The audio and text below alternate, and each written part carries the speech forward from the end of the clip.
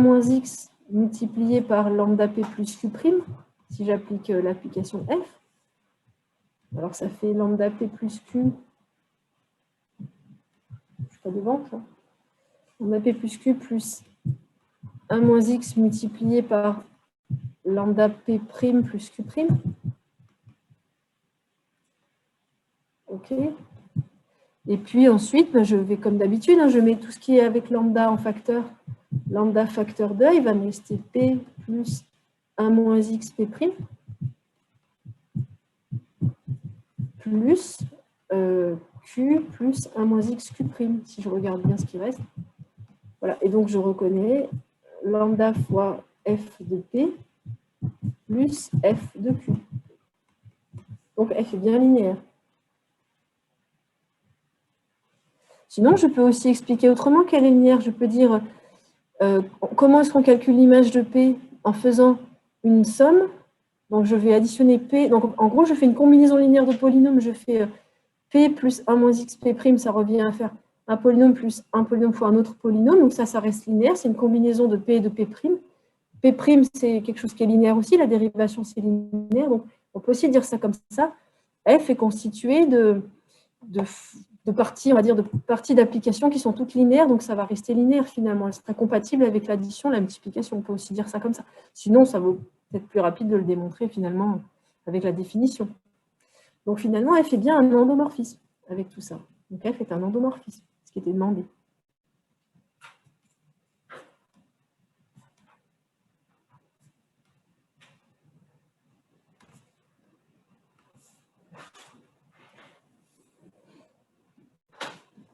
Alors, pour la deuxième question, il fallait donner une base de Kerr de F. Donner une base de Kerr de F. Alors, comment faire ici pour trouver une base de Kerr de F? Donc, P appartient à Kerr de F. Je peux chercher les polynômes si et seulement si f de P égale 0. 0 de R de X, le polynôme nul. Hein. Si et seulement si, alors si je regarde, ça fait P plus 1 moins x P' égale 0. Donc, je dois trouver les polynômes P qui vérifient cette équation. Qu'est-ce que vous en dites? Qu'est-ce qu'on peut essayer de faire? Oui, on voit que c'est comme une équation différentielle. Donc là, il y a vraiment deux façons de faire. Soit je fais comme si ça, c'était une équation différentielle, je la résous et j'essaie de trouver les solutions polynomiales. Ou alors, j'essaie de prendre un polynôme quelconque, je dis bah, P, il s'écrit somme des AK x puissance k, et j'essaie de trouver des relations. Mais ça, ce n'est pas évident. Donc, on va passer par l'équation différentielle, y de t, et puis on va essayer de résoudre cette équation, et on va essayer de 1 moins t, pardon, je vais mettre x plutôt que t, y de x plus 1 moins x, y' de x égale 0. Ça va nous faire des révisions, justement. Alors, c'est quel type d'équation? Comment je résous cette équation-là? On normalise? Alors, ouais, déjà, on normalise. Alors, on voit qu'il y a un petit souci. Hein, dès qu'on va diviser par 1 moins x pour normaliser, puisque c'est le coefficient de y', eh ben, on voit que x égale 1 sera valeur interdite. Donc, on normalise et on pourra résoudre l'équation sur moins l'infini 1 ou sur 1 plus l'infini. D'accord? Puisque en normalisant, eh ben, je vais diviser par 1 moins x. Ça me fait, si je la mets dans l'ordre habituel, c'est y' d'abord, plus du coup 1 sur 1 moins x y égale 0. Voilà, ça me donne ça. J'ai normalisé. Donc sur chacun des intervalles qui est proposé là, je vais pouvoir trouver une solution. Alors qu'est-ce que vous me proposez comme solution? Y de x égale. Donc ça vraiment, on avait vu. C'est constante fois exponentielle moins l'intégrale de la fonction. Ouais, c'est ça. En fait, primitive de la fonction. Primitive, oui. Constante. J'ai intégrale. Oui. Ouais, tout à fait. Et là, on tombe sur moins ln de x. Donc, ça nous fait un plus. Donc, ça nous fait juste cx. Oui, en fait. Alors, attention, ln de 1 moins x plutôt. Parce que tu vois. Ah. Ouais, ce serait plutôt ln de 1 moins x et pas ln de x. Ah, Alors, ok, ok. Ouais, j'ai fait une erreur. ouais. Ben, Mais après, je peux là, le simplifier. moins. Oui, on peut simplifier et ensuite, ça nous fait C de 1 moins X. Ah, bah, du coup, j'ai fait une erreur. J'avais enlevé le 1. Tu as oublié le 1. Alors, ouais, il faut faire attention que c'est de la forme U' sur U, ici. On cherche une primitive de quelque chose de la forme U' sur U, mais le U, c'est 1 moins X et pas juste X. Alors, U' sur U, si je regarde bien, normalement, ce serait moins 1 sur 1 moins X, hein, parce que U', c'est la dérivée de 1 moins X, ça fait moins 1, donc ce serait ça. Mais ça tombe bien puisqu'il y a un moins devant, là. Donc, ce moins, là, je peux le prendre comme étant exactement U' sur U, et ça me fait ln de 1 moins X comme primitive. Je ne mets pas plus constante, hein, rappelez-vous, le plus C, il est déjà pris dans le fait que j'ai un constante fois exponentielle, donc je ne mets pas plus constante. Je trouve juste une primitive, là, c'est celle que vous voulez. Et puis, ça me donne donc, après simplification, c'est C fois 1 moins X. Alors, attention, ce que j'ai écrit là, c'est valable sur chacun des intervalles. Donc, en fait, il faut que je dise que ma fonction Y, si je regarde sur quel ensemble elle est valable, ma fonction Y, et ben, en fait, je vais avoir deux morceaux. C1 fois 1 moins X sur l'intervalle, par exemple, moins l'infini 1. Et puis, autre constante, parce que justement, la constante C, elle vient d'une constante d'intégration. Donc, selon les intervalles que je vais choisir, je pourrais avoir deux constantes différentes sur l'intervalle 1 plus l'infini. Donc, il faut faire attention à ce petit détail avec C1 et C2 appartenant à R. Alors après, on avait parlé de problèmes de raccordement éventuellement, vous vous souvenez de ça? On avait dit, bah, là, je peux résoudre sur 1 plus l'infini ou sur moins l'infini 1. Mais quand je fais ça, alors il y a des petits problèmes. Si je résous sur moins l'infini 1, j'ai des petits problèmes de valeur absolue, par exemple ici dans le ln. Donc il faudrait mieux, d'ailleurs, je vais peut-être le faire dans tous les cas. Normalement, il faudrait que je mette. Qu'est-ce que c'est que ce truc? Peut-être prendre une autre couleur. Il faudrait plutôt que je mette des valeurs absolues ici. Sinon, si je ne fais pas attention, je vois que si jamais j'ai x qui est par exemple plus grand que 1, bah 1 moins x est négatif et le ln n'existe pas. Donc, en primitive, hein, c'est vrai que primitive de u' sur u, c'est ln de valeur absolue. Donc, je peux mettre ln de valeur absolue plutôt. Il faut faire un peu attention à ça, je n'ai pas fait assez attention ici. Et après, du coup, j'ai des valeurs absolues quand je simplifie, mais ces valeurs absolues, elles sont absorbées par le fait que si je prends une constante fois valeur absolue de 1 moins x, finalement, ça va juste changer le signe. Donc, je peux très bien les enlever après en disant que c'est constante 1 fois 1 moins x ou constante 2 fois 1 moins x, étant donné que ma constante va absorber finalement le signe de différence. Donc, je peux l'écrire comme ça, la solution. Donc, au début, j'ai des valeurs absolues pour que ce soit valable, mais après simplification, je peux écrire comme ça. Et donc, je vais regarder si je peux trouver une solution sur R. Est-ce qu'il est possible de regarder s'il y a un raccordement? Parce que moi, je voudrais une solution polynomiale. Initialement, moi, je voulais résoudre l'équation différentielle pour tout x, en fait, sur R. Je ne voulais pas qu'il y ait de valeur interdite. Est-ce qu'il est possible de faire en sorte que ma fonction y, là, ça définisse une solution sur R tout entier? Qu'est-ce qu'on pourrait dire? Qu'est-ce qu'il faudrait pour que ma solution soit valable sur R? Qu'elle soit continue sur R, oui, tout à fait, puisque c'est une solution d'équation différentielle, donc elle doit être dérivable. Hein. Si je veux que ma solution soit définie sur R, elle doit être solution de l'équation sur R, donc je dois pouvoir calculer Y' sur R tout entier, donc elle doit être continue et dérivable aussi. Donc Y doit être continue et dérivable sur R pour être solution. Elle doit être continue et dérivable sur R. Alors elle est déjà continue et dérivable partout, sauf éventuellement au point 1.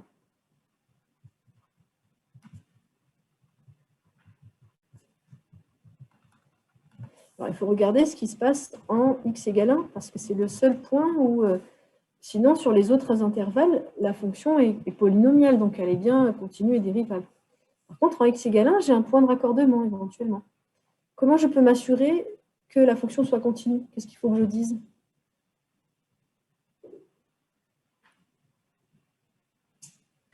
Que la limite, elle existe. Alors oui, c'est ça, je vais regarder la limite à droite et à gauche, et ça doit être la même, et elle doit exister, hein, d'accord, pour que votre fonction soit continue. Et bien, en x égale 1, bah, si d'un côté vous avez une fonction comme ça, puis de l'autre une fonction comme ça, elle n'est pas continue. Pareil, si elle est continue, vous pouvez très bien avoir une fonction qui arrive comme ça, qui repart comme ça. Elle ne sera pas dérivable à ce moment-là. Donc il faut que la limite de la fonction soit la même de chaque côté, et aussi que la limite de la dérivée soit la même de chaque côté, pour que ma fonction soit bien continue et dérivable en x égale 1. Alors, en termes de limite, si je regarde la limite à droite et la limite à gauche de la fonction y, qu'est-ce que ça va me donner? Donc, ça revient à utiliser chacune des deux expressions. Si je suis à droite, à gauche, j'utilise l'une ou l'autre. Qu'est-ce que ça me donne comme valeur? 0. Dans les deux cas, les deux limites sont nulles, quel que soit C1 et C2. Donc, en fait, il n'y a pas de condition sur C1 et C2 en termes de limite. Je vais toujours trouver 0. Donc là, je n'ai aucune condition sur C1 et C2 en termes de continuité. Ce sera toujours bien continu, c'est bon. Donc, pas de condition particulière. Ma fonction y est bien continue sur R. Continue en 1, donc sur R. Mais par contre, la dérivabilité. Je vais regarder la limite de la dérivée de chaque côté pour voir si c'est la même. Puisque la fonction est dérivable partout, donc je peux regarder la limite de la dérivée. Alors, si je regarde la limite de y' à droite et à gauche, qu'est-ce que ça va me donner? Si x tend vers 1 plus et y'.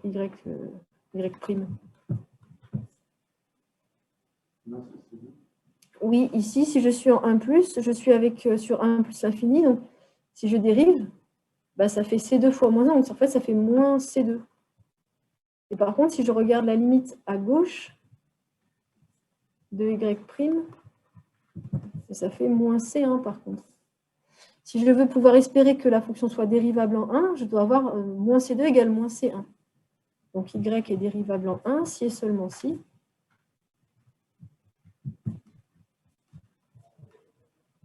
C1 égale C2 finalement.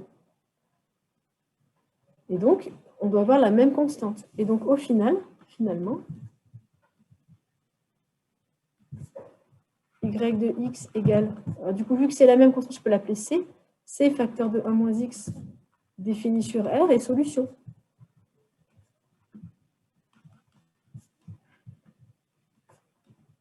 Est-ce que ça vous parle, ça? Alors, si vous n'aviez pas fait très attention aux conditions en normalisant, peut-être que vous aviez trouvé cette fonction sans forcément vérifier que ça marchait bien. Mais a priori, il fallait normalement faire attention aux petits détails.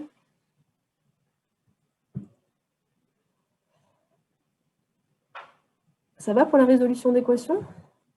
Alors, et solution, et puis je peux rajouter ici, quel que soit C. Appartenant à R. Alors, par rapport à notre problème initial qui était résoudre l'équation pour trouver ker de f. On en était là. Qu'est-ce que je peux répondre à la question du coup? Est-ce qu'il y a des solutions qui conviennent pour trouver ker de f? Théo, ouais. Oui, c'est ça, puisqu'on voit que les solutions sont toutes proportionnelles à 1 moins x. 1 moins x étant un polynôme, et bien ça convient en fait. On voit que P appartient à ker de f. P polynôme, j'insiste, parce que d'habitude, les équations différentielles, souvent on trouve des solutions exponentielles. Bon, là, il n'y en a pas, parce que les exponentielles sont simplifiées en fait. P polynôme appartient à ker de f, si et seulement si P est proportionnel à 1 moins x. Donc finalement, ker de f, c'est vect de 1 moins x.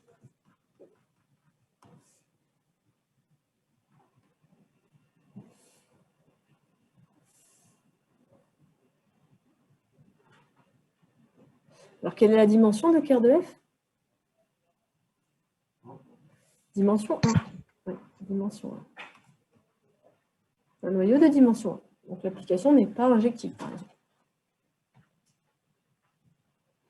Alors, vu ce qu'on a vu ce matin, si on dit qu'elle n'est pas injective, cette application, qui est un endomorphisme, est-ce qu'elle peut être surjective, du coup, vu ce qu'on a fait ce matin?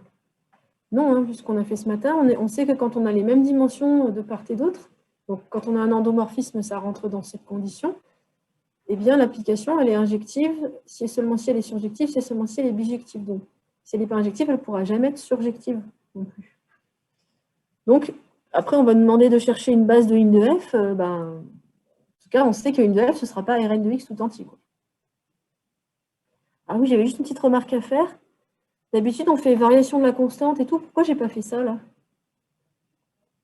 Oui, pardon. Oui, vas-y.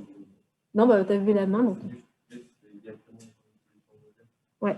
L'équation est homogène ici, hein, c'est ce que tu disais aussi. C'est égal 0, donc en fait, on n'a pas besoin de faire variation de la constante. Toute cette méthode-là, c'est quand on a besoin de trouver une solution particulière. Ici, c'est juste une équation homogène. Donc, on a juste besoin de résoudre l'équation homogène avec le théorème qu'on avait vu. Il n'y a pas besoin de faire la partie où je cherche une solution particulière. Voilà. Alors, OK pour la question sur le noyau. Donc après, on nous disait pour k appartenant à 0n, il fallait calculer f de x puissance k. Alors, soit je pouvais le faire directement, f de x puissance k, soit je pouvais décomposer en disant, bah, en fait, ça revient à calculer f de 1, f de x carré, etc. Alors, si vous l'avez fait directement, peut-être, donc soit k appartenant à 0n.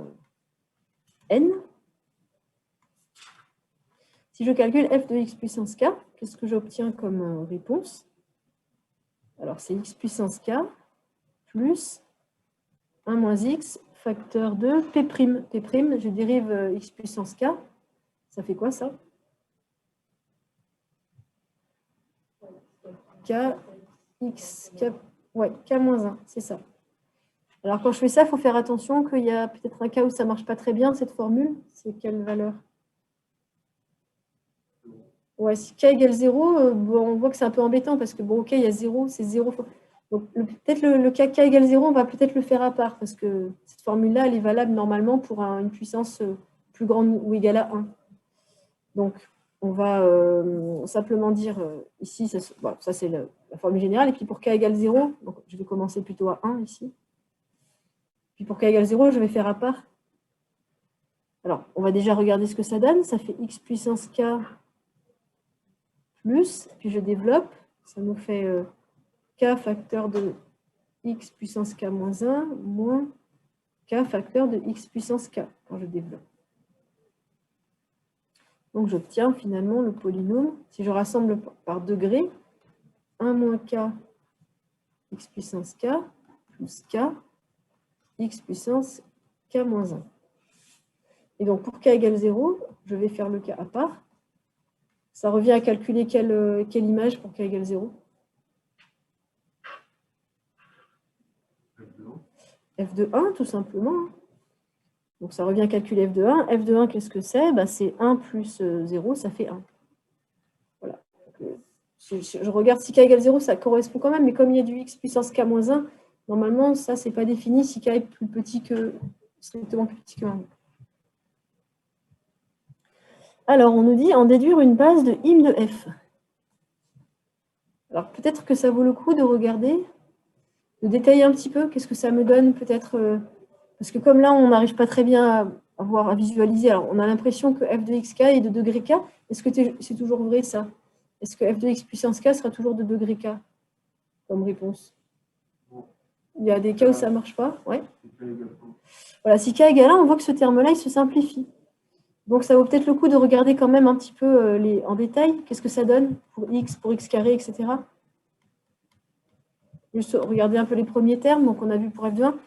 F de x, si j'applique ma formule ici, bah, ça va me donner finalement 0 ici. Et puis, ça va me donner 1. Parce que je vois que si je prends x, ben, x puissance k moins 1, ça fait 1. Pour x carré, si j'applique la formule, ça va me donner moins x carré plus 2x. Et puis, si j'applique pour les autres cas, moins x cube plus 3x. Ainsi de suite. Plus 3x carré, pardon. Ainsi de suite.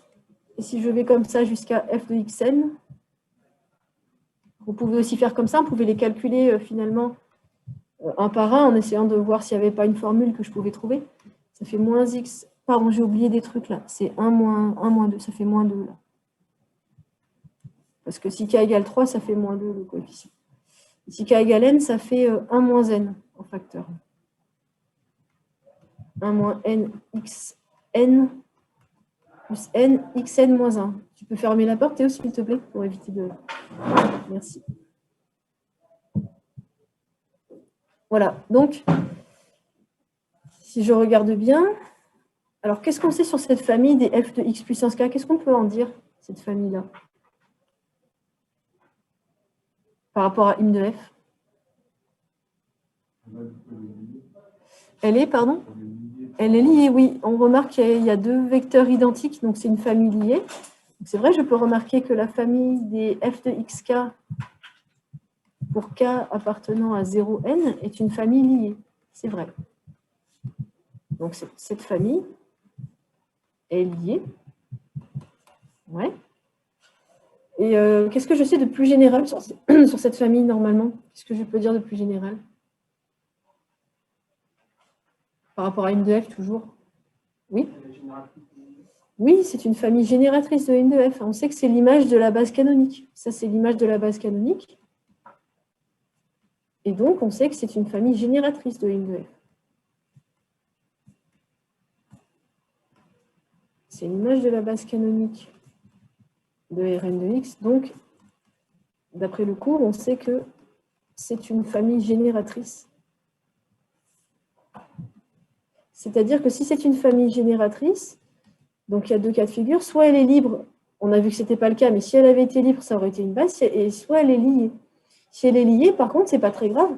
Il suffit que j'enlève quelques vecteurs et je peux en extraire une base. Je peux en extraire une famille libre. Donc c'est une famille génératrice de im de f, ça c'est d'après le cours. Alors comme elle est liée, alors qu'est-ce que vous proposez pour rendre la famille libre, pour trouver une base de im de f? Qu'est-ce que je peux faire?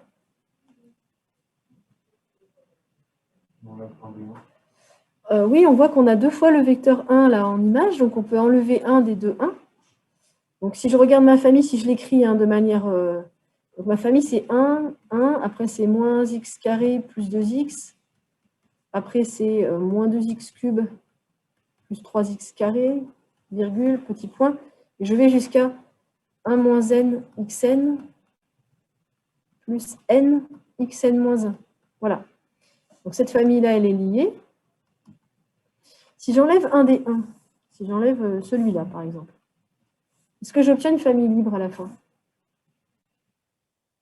Oui, car échelonné en degrés, effectivement. Si on enlève le premier 1, on obtient une famille libre. Donc la même famille sans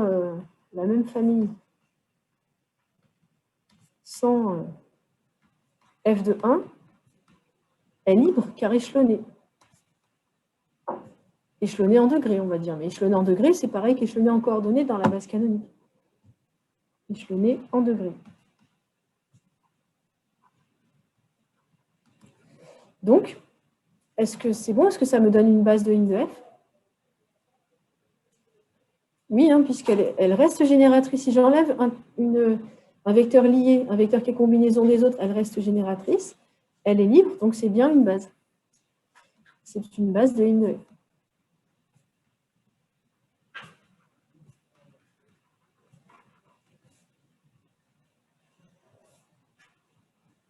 Et donc, en déduire une base, c'est bon. On a trouvé une base de im de f. Alors peut-être au passage, je peux essayer de compter le nombre d'éléments pour voir quelle serait la dimension de im de f. On en déduit combien j'ai d'éléments dans ma famille, du coup. Elle est de quel cardinal? Pas tout à fait. N? Ouais, plutôt n ou n-2? N. N, ouais. Parce qu'au départ, je suis partie de n plus 1 vecteur, comme j'avais 1, x carré, etc., jusqu'à x puissance n. En fait, comme je pars de... Donc, simplement, si j'écris ma base canonique, n'oubliez pas que vous avez toujours, comme vous partez de 0, finalement, vous avez toujours n plus 1 vecteur au départ. Donc, j'avais n plus une image. Et comme j'en ai enlevé une, il m'en reste n. Donc, on en déduit que la dimension de im de f, elle est égale à n, qui est le cardinal, c'est-à-dire le nombre de vecteurs, le cardinal de cette famille, de cette base.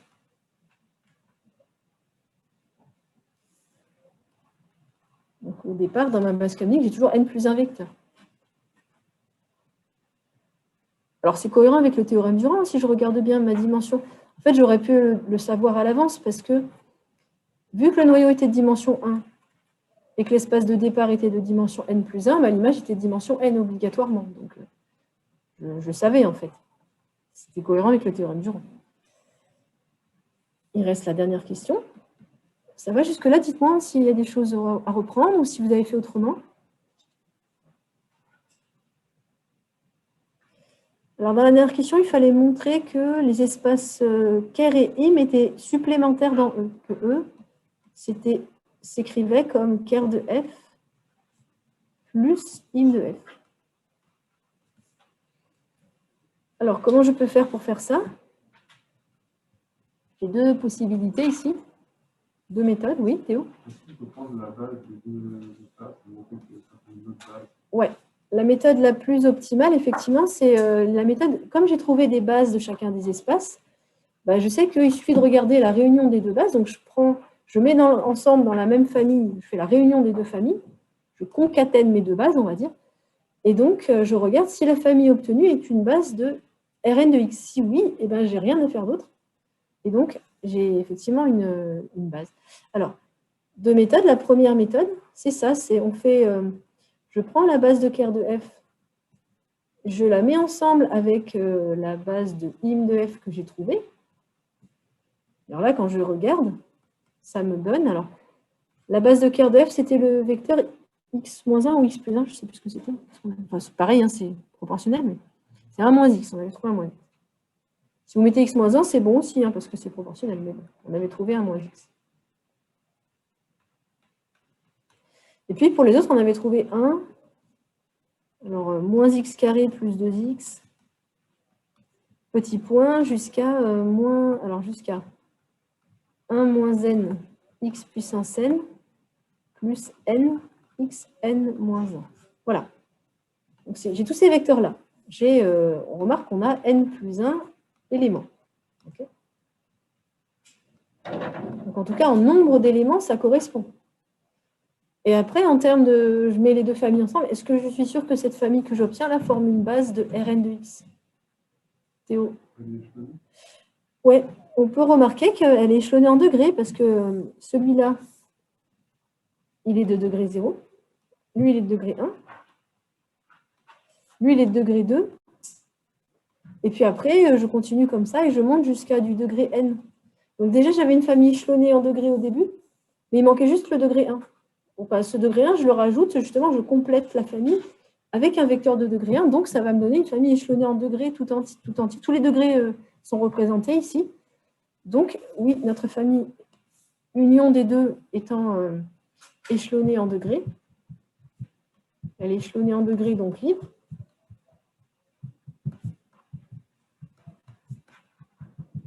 Elle contient n plus 1 éléments.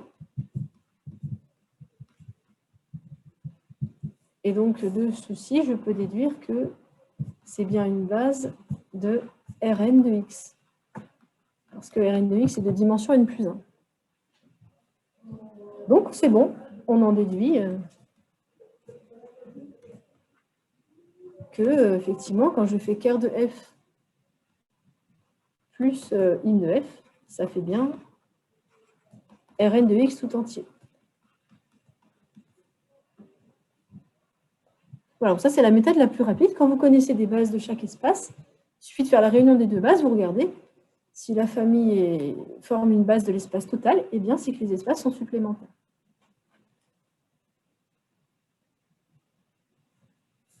Alors j'ai parlé d'une deuxième méthode. Quelle est l'autre possibilité? Qu'est-ce qu'on pourrait faire? Parce que des fois on ne connaît pas les bases, donc il faut peut-être passer par d'autres...